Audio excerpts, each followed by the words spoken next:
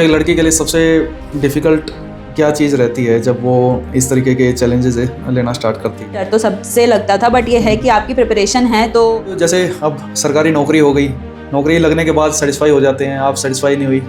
वही चीज़ थी मेरे अंदर कि मैं ग्रुप सी की जॉब लेकर के ही अपना जीवन व्यतीत नहीं करना चाहती थी। माँ बाप को बताना पड़ता है, उनको मनाना पड़ता है कि हाँ मैं ऑफिसर बनना चाहती हूँ डिफेंस फोर्सेस में। तो वो कहते हैं बेटा वहाँ पर तो बहुत कठिनाइयाँ होती हैं, वहाँ से लोग जॉब छोड़ करके वापस आ जाते हैं, दूसरी जॉब सर्च करने लगते हैं। भी मुझे बताती है सर, ऐसा बच्चों के मन में डाउट आता है कि 6 महीने में एग्ज़ाम हो सकता है या नहीं हो सकता। ये ऑफिसर बनना चाहते हो, चाहे वो सिविल सर्विसेज हो या CAPF हो, आपको तैयारी रोज़ करनी ही करनी है।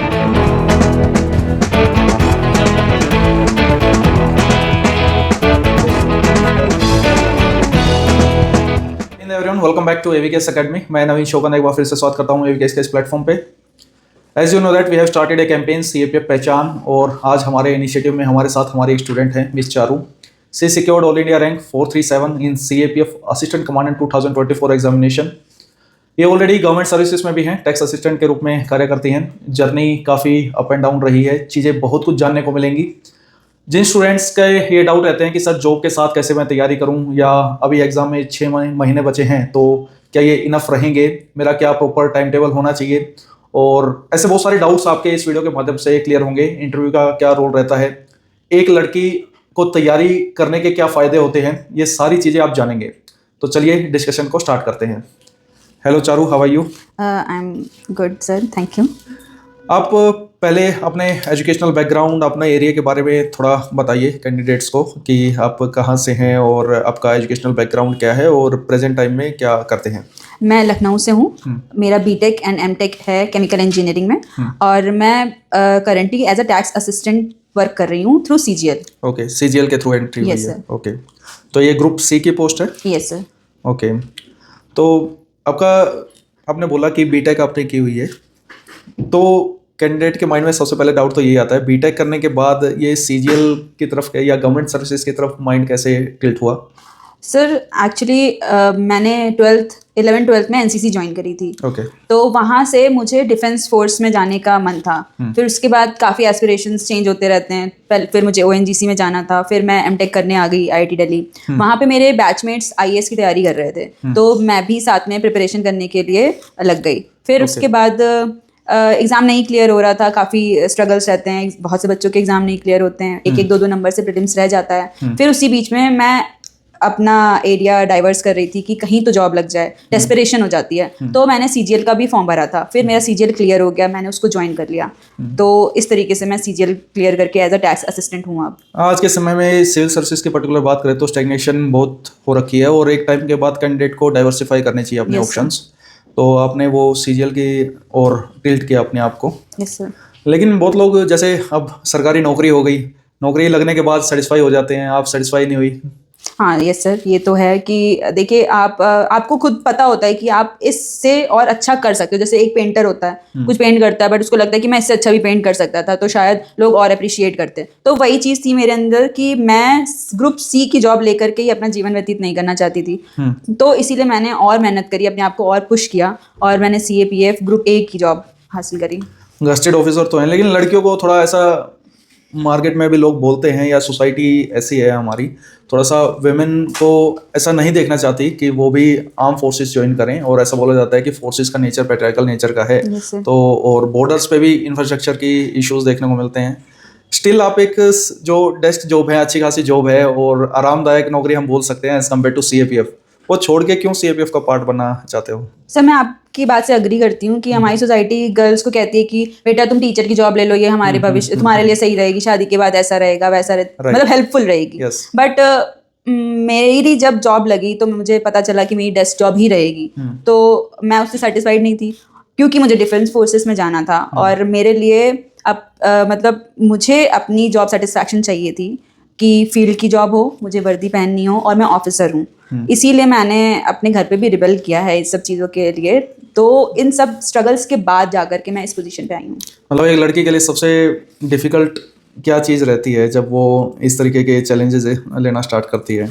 सबसे पहले तो अपने माँ बाप को बताना पड़ता है, उनको मनाना पड़ता है कि हाँ मैं ऑफिसर बनना चाहती हूँ डिफेंस फोर्सेस में। तो वो कहते हैं बेटा वहाँ पर तो बहुत कठिनाइयाँ होती हैं, वहाँ से लोग जॉब छोड़ करके वापस आ जाते हैं, दूसरी जॉब सर्च करने लगते हैं। फिर आपको मनाना जो है अपने पेरेंट्स को, लड़की होकर के, और फिर प्रूव भी करना है, मनाने के बाद ये प्रूव करना है कि मैं जो डिसीजन मैंने लिया है वो मैं अच्छा उसके है। कैपेबल भी हूँ और मैं। Yes sir. तो एक डबल बर्डन रहता है माइंड पे तैयारी करते वक्त। Yes sir. तो लेकिन सिलेक्शन के बाद कुछ जब आपने प्रूव कर दिया कि मैं बिल्कुल सही थी और मैं काबिल थी उस चीज़ के जो मुझे चाहिए, तो उसके बाद कुछ चेंज होता है सोसाइटी का, आपको देखने का नज़रिया? हाँ सर, फिर तो कहेंगे ना हमें पता था हमारी बेटी कर सकती है, ऑफिसर बन सकती है, देखिए अब ऑफिसर बन गई, हमने इतनी इसको सपोर्ट किया, हमने इतने दिन तक बाहर रखा, पढ़ाई आपके कलीग्स करी। का नज़रिया कुछ चेंज हुआ जहाँ पे यस सर, ऑब्वियसली वो उनको पता था कि मैं तैयारी कर रही हूँ अब, मैं क्योंकि सुबह पढ़ती थी, शाम को पढ़ती थी, उनको पता था कि मैं कोचिंग भी जाती हूँ। तभी मेरे ऑफिसर्स जो थे जहाँ पे मैं वर्क करती हूँ वो काफ़ी हेल्पफुल थे। उनको पता था कि ये लड़की तैयारी कर रही है, तो अगर मैं छुट्टी मांगती थी तो वो मेरी छुट्टियाँ जल्दी से अप्रूव कर देते थे और काफ़ी हेल्पफुल थे वो। तो वो कहते हैं अरे यार ये तो ग्रुप सी से ग्रुप ए सीधे पहुंच गई, शाबाश, ऐसे कहते हैं मेरे सीनियर्स। तो अप्रिशिएट करते हैं, चढ़ते सूरज को दुनिया सलाम ठोकती है। सर। ये बताओ कि अभी एग्ज़ाम में लगभग 6 महीने बचे हैं। Yes, और मेरे पास कैंडिडेट्स के डाउट्स आते हैं कि टीम भी मुझे बताती है सर ऐसा बच्चों के मन में डाउट आता है कि 6 महीने में एग्ज़ाम हो सकता है नहीं हो सकता। टीचर हैं हम तो पॉजिटिव होप देते ही हैं उनको, लेकिन हमारी बातों पे थोड़ा यकीन कम होता है उनके। आपका क्या पॉइंट ऑफ व्यू है, 6 महीने इनफ है एग्जाम को क्रैक करने के लिए सीएपीएफ असिस्टेंट कमांडेंट को? देखिए सर, जो पहले से तैयारी करते हुए आ रहे हैं, जो सिविल सर्विसेज की तैयारी कर चुके हैं, तो ऑलमोस्ट सिलेबस दोनों का सेम होता है। उनके लिए 6 महीने ईजी हैं, वो अगर अच्छे से पढ़ाई करें, 4 to 5 आवर्स अगर रोज दे रहे हैं। बट जो फ्रेशर्स हैं वो भी 6 महीने में निकाल सकते हैं अगर वो रेगुलर पढ़ाई करें। 8 से 10 घंटे अगर आप दे दें इस एग्जाम को, तो आप बहुत अच्छी रैंक ला सकते हैं। अगर मान लो ये बोलें कि कोई डेली 8 घंटे पढ़ रहा है तो 6 महीने में हो जाएगा उसका? यस सर, बट आपको अपने कंटेंट को ना कंसाइज रखना पड़ेगा। आप एक ही मैगजीन फॉलो करो, एक कंफ्यूजन बहुत है आज के समय में। यस सर, तो आप कंफ्यूजन मत रखो कि मैं यहाँ भी सोर्स से पढ़ सकता हूँ, ये भी सोर्स ले लेता हूँ, विजन भी पढ़ लूँ, दृष्टि भी पढ़ लूँ, एबीकेएस भी पढ़ लूँ। नहीं, कोई एक कंटेंट आप लो, उसी के वीडियोस देखो, उसी का मटेरियल पढ़ाई करो, चाहे वो पेपर 1 हो चाहे पेपर 2 हो, आप डेफिनेटली आप इस पेपर को निकाल लोगे। एवीकेएस का कैसा रोल समझते हो अपनी तैयारी में? सर एवीकेएस का तो बहुत बड़ा रोल है। मैंने प्रतिभा करके एक टेस्ट सीरीज थी, उसके मैंने मटेरियल लिया था, study material, paper 1 and paper 2 दोनों का। तो मैंने उससे पढ़ाई करी थी। फिर मेरा प्रीलिम्स क्लियर हुआ और फिर उसके बाद इंटरव्यू के लिए भी मैंने मॉक इंटरव्यू दिए थे एवीकेएस। क्या टफ लगता है पूरी प्रोसेस में, पेपर 1 पेपर 2 या इंटरव्यू पार्ट? सर मुझे डर तो सबसे लगता था, बट ये है कि आपकी प्रिपरेशन है तो आप पेपर दे के आने के बाद आप बता सकते हो कि आपका पेपर कैसा गया। लेकिन उससे पहले अब ग्रुप ए का पेपर है तो आप ऐसा तो नहीं सोच सकते कि बहुत इजी क्वेश्चन दे देंगे आपको। राइट, अभी 2024-25 में तो वैसे भी ट्रेंड चेंज हो गया है। यस सर, तो उसी हिसाब से आपको अपनी तैयारी करनी पड़ती है। आपको सारे सब्जेक्ट्स, हिस्ट्री, ज्योग्राफी, साइंस से तो बहुत क्वेश्चन आते हैं। लोग छोड़ देते हैं कि अरे मैं ये कर लूंगा, बट करने में गलत कराते हैं। वो सारी चीजें करनी चाहिए लोगो को, पढ़ाई करनी चाहिए। शायद सिविल सर्विसेज से आप एज ले सकते हो, वो जनरल साइंस वाले पार्ट को स्किप कर देते हैं, टेक्नोलॉजी पे फोकस ज्यादा रहता है। यस सर, वो टेक्नोलॉजी और डीआरडीओ और ये इन सब में बहुत ज्यादा एरिया चला जाता है, बट बेसिक बायो, हाँ जनरल साइंस जो 12 तक 10 तक की जो है बायो और केमिस्ट्री एंड फिजिक्स, वो छोड़ देते हैं। तो बच्चे ना कभी कभी सोचते हैं कि मैं वो नहीं पढ़ूंगा, मुझे आता है, लेकिन वही बेसिक होता है। इसमें 21 से 25 30 क्वेश्चंस भी कभी कभी साइंस, जनरल साइंस से चले जाते हैं। तो वो आपके लिए काफी पॉजिटिव पॉइंट रहता है कि आप कुछ भी एरिया छोड़ो मत, और 6 मंथ के अंदर तो बहुत बार रिविजन कर सकते हो आप अच्छे से। अगर पढ़ाई कर रहे हैं 8 to 10 आवर्स डेली दें, आप रिवाइज करें चीज़ों को, कुछ नई चीज़ ना पढ़ें बट करंट अफेयर्स पढ़ते रहें, और जो स्टैटिक में है कुछ ऐड नया ना करें। मान लो कोई कैंडिडेट है, आप उसको कोचिंग करनी चाहिए, कोचिंग को कैसे देखते हो आप, पॉजिटिव या नेगेटिव? सर पहले जब कोई स्टार्ट कर रहा है और उसको कुछ नहीं पता है तो खुद से थोड़ा सा सर्च करो और कोचिंग एक बार ले लो, क्योंकि वो आपका बेस जो होती है ना वो स्ट्रॉन्ग कर देती है, फाउंडेशन का काम करती है। वो आपको सिलेबस देंगी, वो आपको स्टडी मटेरियल देंगे, कंसाइज स्टडी मटेरियल देंगे, तो फोकस रहेगा मेनली उसका, डिसिप्लिन। यस सर, आप उसको फॉलो करो, उसको पढ़ाई करो, और डेफिनेटली पेपर तो निकलेगा।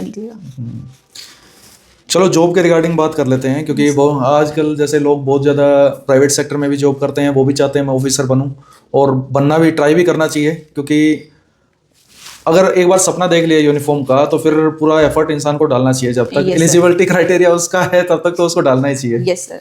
और आपने भी एज रिलैक्सेशन उसमें लिया है सिविलियन sir. सेंट्रल गवर्नमेंट में। Yes sir. तो सबसे पहले तो ये डाउट से क्लियर कर दो आप कि क्या कोई मिनिमम सर्विस क्राइटेरिया है क्या, कि इतने साल की सर्विस होनी चाहिए तभी आप वो एज रिलैक्सेशन ले सकते हैं? नहीं सर, एज ऑफ नोटिफिकेशन जो आती है सीएपीएफ की, उसमें तो कहीं नहीं लिखा है कि आपको मिनिमम सेंट्रल गवर्नमेंट की जॉब करनी ही करनी होगी तभी आपको 5 साल का एज रिलैक्सेशन मिलेगा।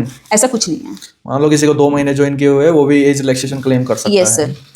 और जो कैंडिडेट्स देख रहे हैं मैं उनको बता दूं, सीएपीएफ उसका पार्ट है, या आप एसएससी के थ्रू किसी भी एग्जामिनेशन में आप सिलेक्ट होते हो, चाहे आप ग्रुप डी है, सी है, बी है, Yes, तो you can opt the 5 years of cumulative age हाँ, रिलैक्सेशन। उसमें ग्रुप का भी कुछ नहीं है कि आप ग्रुप सी से हो या बी से हो या ए से हो। हमारा एक और कैंडिडेट था, वो एफसीआई में ग्रुप डी में लगा हुआ था, अभी बीएसएफ में ट्रेनिंग कर रहा है, उसको भी एज रिलैक्सेशन मिला। तो मैं जब ऐसे कैंडिडेट से देखता हूँ ना जो ग्रुप डी या ग्रुप सी से वो ग्रुप ए में जंप करता है, तो उसने ना केवल अपनी लाइफ, मतलब आने वाली सारी जनरेशंस की लाइफ उसने चेंज कर दी। Yes sir. और जिसका स्ट्रगल जितना बड़ा है ना, उसकी सक्सेस उतनी बड़ी है। और सर जॉब सेटिस्फैक्शन सीएपीएफ में जाके भी उतना ही ज्यादा होता है बिल्कुल सर। होगा, और यही एक रीजन रहता है। ऐसे लोगों की संख्या काफी कम है।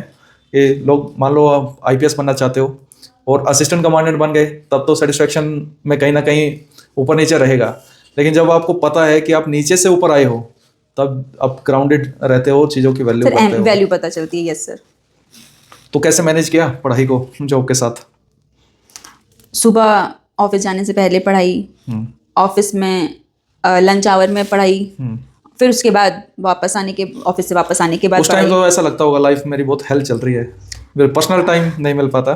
नहीं सर, मैं टाइम निकालती थी सारी चीज़ों के लिए, क्योंकि मेंटली आप अगर सही हो तभी आप पढ़ाई भी कर पाओगे ऑफिस आवर्स के साथ। तो मैं जिम भी जाती थी और उसके बाद आके पढ़ाई कर लेती थी। मतलब टाइम निकालना पड़ता है, अगर आपको कुछ करना है तो आप कैसे भी करोगे, टाइम निकाल लोगे। मैंने ऐसा ऑब्जर्व किया है मेरी लाइफ में, जो लोग ऑलरेडी सर्विसेज कर रहे हैं, चाहे वो कांस्टेबल क्यों ना हो, वो कोई भी सर्विस कर रहा हो या प्राइवेट सेक्टर में, उसकी एफिशिएंसी बहुत अच्छी होती है अगर वो पढ़ाई कर रहा है साथ के साथ। तो मतलब वो 5 घंटे पढ़ रहा है और रेगुलर वाला 7 घंटे पढ़ रहा है, तो बराबर ही है। हाँ ये सर, क्योंकि उसको दूसरा काम भी करना है ना, जा करके सुबह जल्दी उठ करके पढ़ाई करके ऑफिस भी जाना है। उस तरीके से तैयार हो जाता है कि वो कम टाइम देके ज्यादा आउटपुट कैसे निकालना है, वो पता लग जाता है उसको। खोजेगा, रास्ते खोजेगा, चाहे वो मॉक टेस्ट के थ्रू हो या कोई कोचिंग ज्वाइन करके हो। वो अपना टाइम, क्योंकि टाइम तो वैसे भी कम है, टाइम ही रियल है इसमें, जो मेन वैल्यू है टाइम इज मनी सर यहाँ पे। ठीक है, तो आप कहीं पर भी बैठे हो, आप सोच रहे हो कि मैं ये पढ़ लेता हूँ, रास्ते में ट्रैवल कर रहे हो, मैं ये पढ़ लेता हूँ, ये 1 घंटे में मेरा ये वाला सब्जेक्ट कंप्लीट हो जाएगा, रिवीजन हो जाएगा, आप ऐसे टाइम निकालने लगते हो। तो वही मैं करती थी। ओके, तो ओवरऑल इसमें कैंडिडेट की खुद की तो मेहनत होती है। मैं ऐसा समझता हूँ जब जॉब वाले बंदे निकाल रहे हैं तो इनको तो जो फुल टाइम तैयारी कर रहा है उसको तो अपना 100% देना ही चाहिए। यस सर, 100% देना चाहिए। वो पॉसिबिलिटी रहती है। और एक आज के समय में जो मान लो कोई रूरल बैकग्राउंड से आता है या पर्टिकुलर वुमेन कैटेगरी है, उसको अगर इंडिपेंडेंट चॉइस अपने बनानी है ना लाइफ में, तो उसको इंडिपेंडेंट होने का सबसे पहला पड़ाव यही है कि उसके पास कोई ना कोई जॉब, अच्छी जॉब होनी चाहिए। यस सर, ये तो है। पूरी प्रिपरेशन में मेंटर्स को कैसे देखते हो, मेंटर के रोल को? हाँ सर, मेंटर्स का रोल मेरे लिए तो बहुत ज़्यादा महत्वदायी रहा है मेरी सीएपीएफ की जर्नी में, मैं तो कहूँगी। क्योंकि जब मैंने एवीकेएस का इंटरव्यू के लिए ज्वाइन किया था तो आप मेंटोर थे और सचिन सर थे।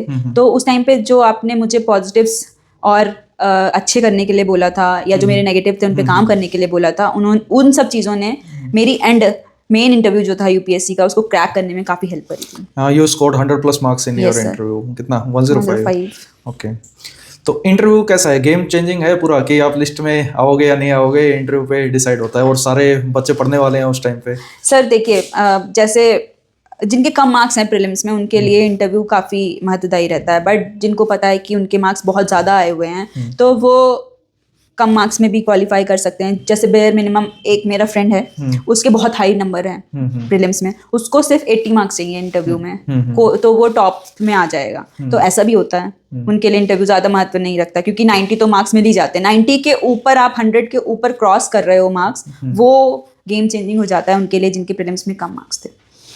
स्टूडेंट अभी कभी कभी ऐसे भी डाउट्स लेके आते हैं, सर मेरा पढ़ाई में मन नहीं लग रहा, तो उन कैंडिडेट्स को क्या बोलना चाहोगे? उनको अपनी तैयारी याद करनी चाहिए कि वो तैयारी क्यों करना चाहते थे, उनका लक्ष्य क्या है जीवन में। तो वो एक मोटिवेशन पावर रहता है, और एक विल पावर भी होता है कि आपने बोला मन नहीं लग रहा है, क्यों नहीं मन लग रहा है। अगर मन एक हफ्ता नहीं लगा ना तो आप पढ़ाई नहीं कर पाओगे उसके बाद। तो विल पावर बहुत ज़रूरी है आपके लिए। आप ग्रुप ए ऑफिसर बनना चाहते हो, चाहे वो सिविल सर्विसेज हो या CAPF हो, आपको तैयारी रोज़ करनी ही करनी है। आप एक दिन छोड़ोगे, वो दूसरे दिन भी मन करेगा, नहीं पढ़ने का मन है, तो you have to continue with your struggle.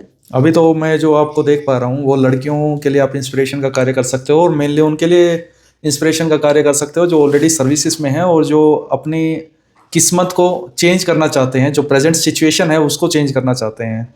तो ऐसे कैंडिडेट्स को क्या कुछ कहना चाहोगे प्लेटफॉर्म के माध्यम से?